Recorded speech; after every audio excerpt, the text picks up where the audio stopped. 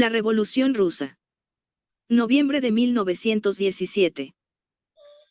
La lucha por la paz, la cuestión de las cuestiones en estos tiempos, está íntimamente asociada con los problemas de la Revolución Rusa y el renacimiento de la Internacional.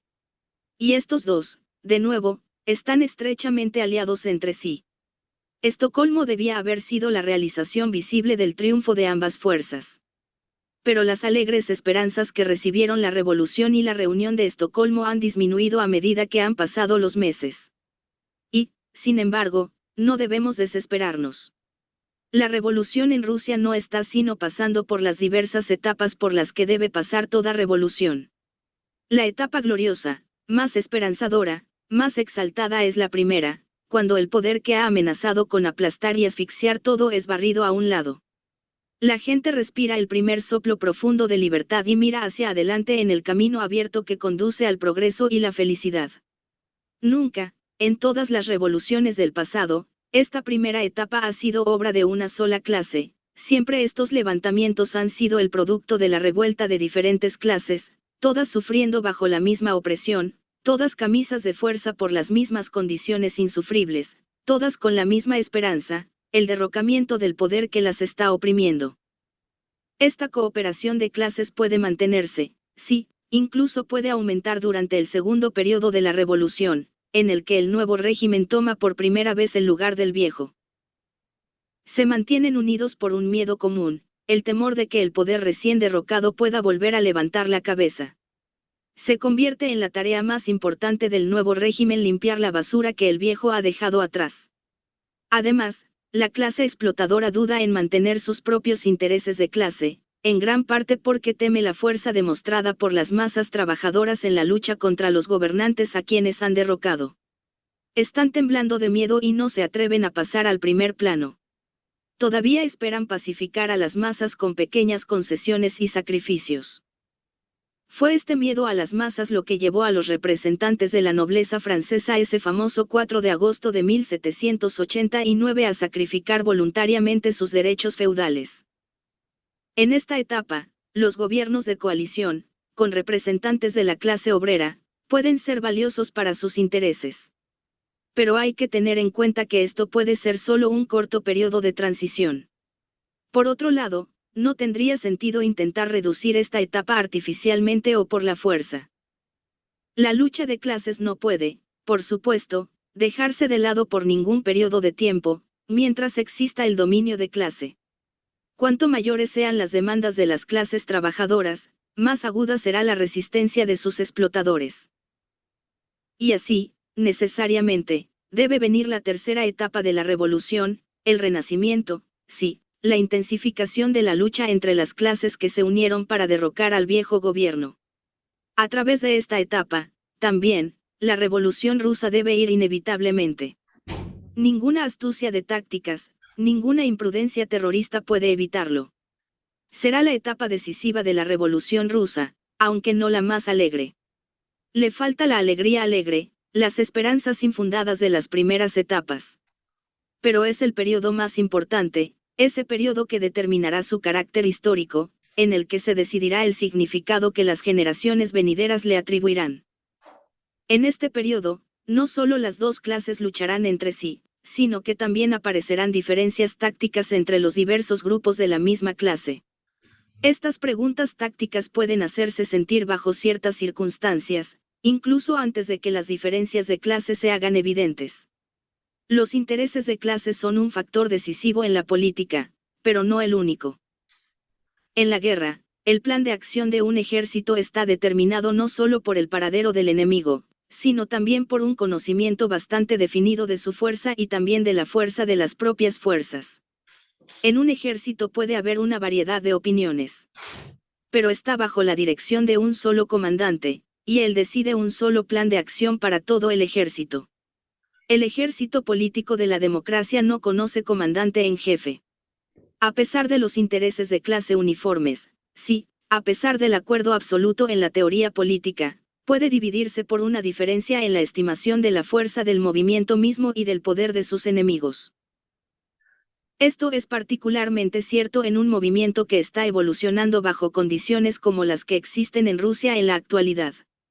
El zarismo y la guerra han hecho prácticamente imposible determinar, incluso aproximadamente, la fuerza de los diversos partidos y tendencias.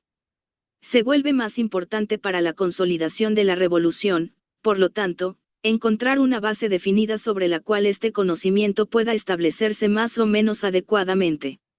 La elección de una asamblea constitucional es una necesidad absoluta.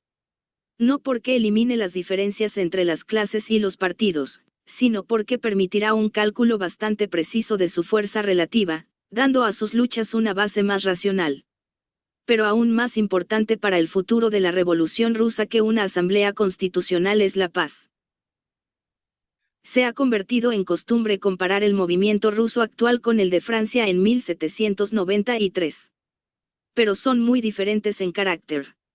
Cuando estalló la guerra entre Francia y la Europa reaccionaria, la revolución en Francia prácticamente había cumplido su trabajo. La población agraria ya se había pasado al nuevo régimen, ganado por la confiscación de las tierras de la Iglesia y las tierras de los señores feudales que se habían rebelado contra la revolución. La guerra fue principalmente una guerra para defender la revolución de los ataques amenazantes de los monarcas europeos. Fue una especie de lucha de clases internacional. Y en esta lucha, la revolución dio a sus defensores una nueva medida de guerra de importancia histórica, colocando un ejército de masas levantado por el reclutamiento popular en el campo contra los pequeños ejércitos profesionales de las monarquías. A esto le debía su victoria y así la guerra trajo a Francia, después de la primera gran pérdida, no la miseria de la invasión, sino una rica ganancia. En Rusia, la guerra precedió a la revolución, y trajo a esta última solo un sufrimiento indescriptible, una desintegración completa. No preserva para la clase obrera lo que la revolución ha logrado, por el contrario, les hace imposible aprovechar su victoria. La revolución tampoco le ha dado a Rusia ninguna medida de guerra que la coloque en ventaja sobre sus oponentes. Y todavía hay otra diferencia. La importancia de la Revolución Francesa fue tremenda. Fue la señal para el derrocamiento de todo el sistema feudal.